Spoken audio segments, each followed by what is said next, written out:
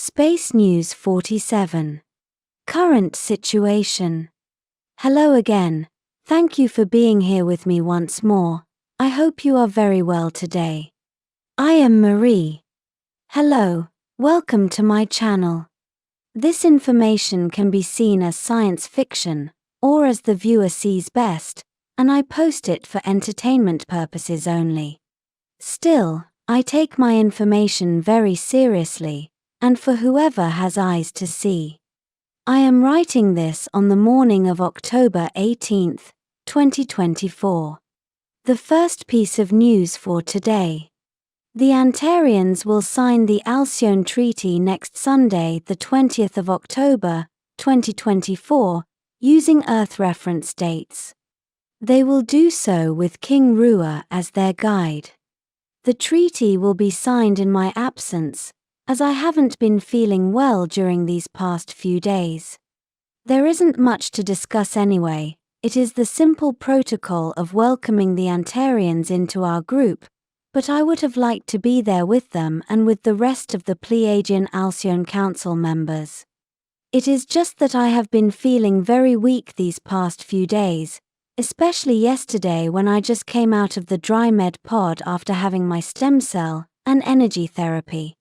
But I don't expect to be very energetic yet, like for Sunday. I am barely eating, and I need to sleep a lot, although it is not easy either with all the aches and pains I have all over. In addition to my type 1 diabetes problem, several people here have fallen sick, like from some sort of lung or bronchitis infection, which we suspect may have come from accidentally breathing fungus spores, which we detected to be growing in the interior of some of our wheeled vehicles. Among the people who have fallen sick so far are DK, Tina, and little Yazhi, who had a terrible fever yesterday, and of course myself, and this is just what I didn't need right now in the middle of my difficult diabetes treatment.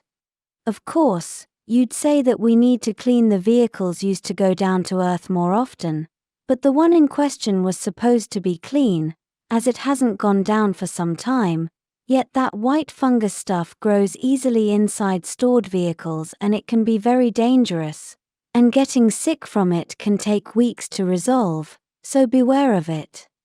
In other news, even feeling sick, I have gone several times all the way to Temmer, in Taygeta, using remote presence technology, as I was expected to supervise and approve the expansion project of the shipyards south of Toleka City, which is the place where most Taygetan starships, big and small, are built.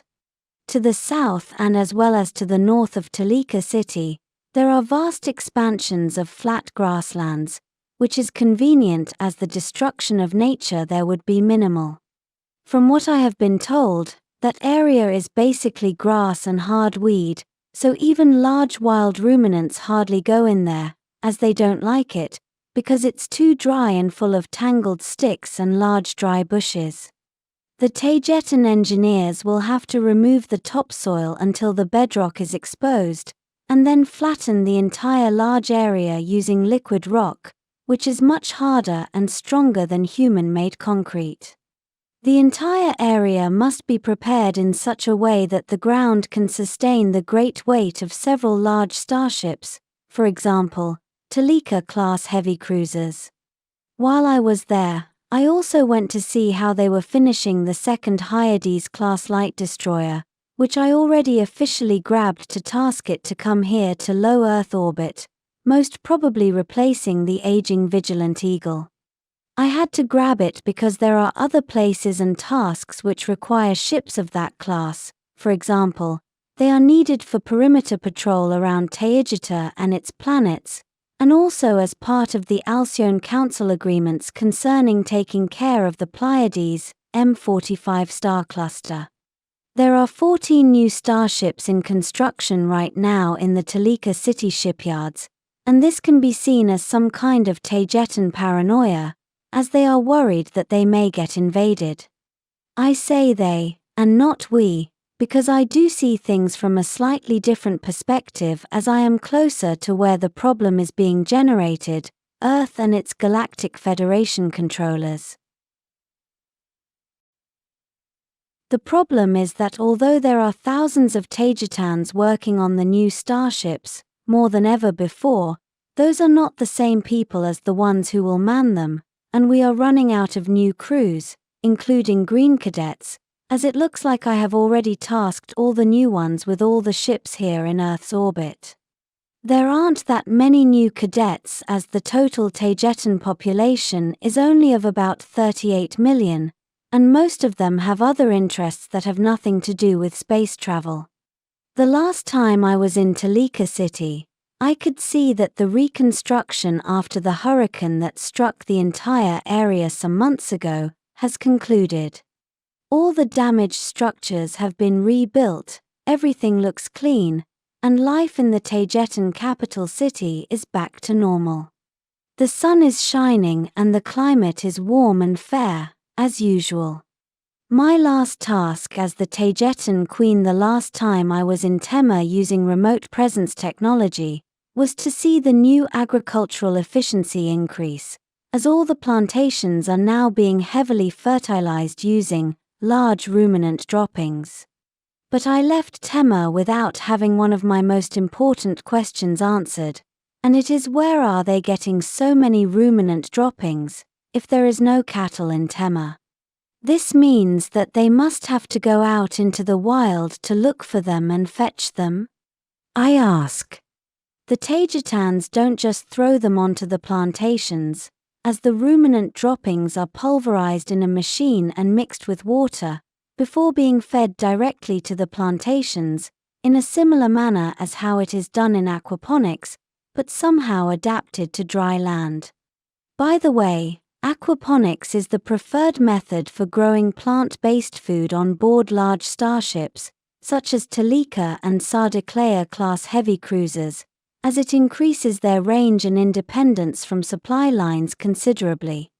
The problem is that not everyone can live eating vegan, and that makes crews such as mine heavily dependent on Earth.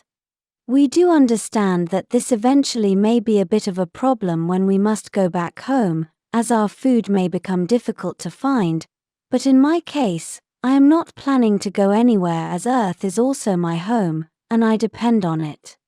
I want to thank all of you who are backing me up in every possible way, especially those of you who are sponsoring me and my crew with your repetitive donations.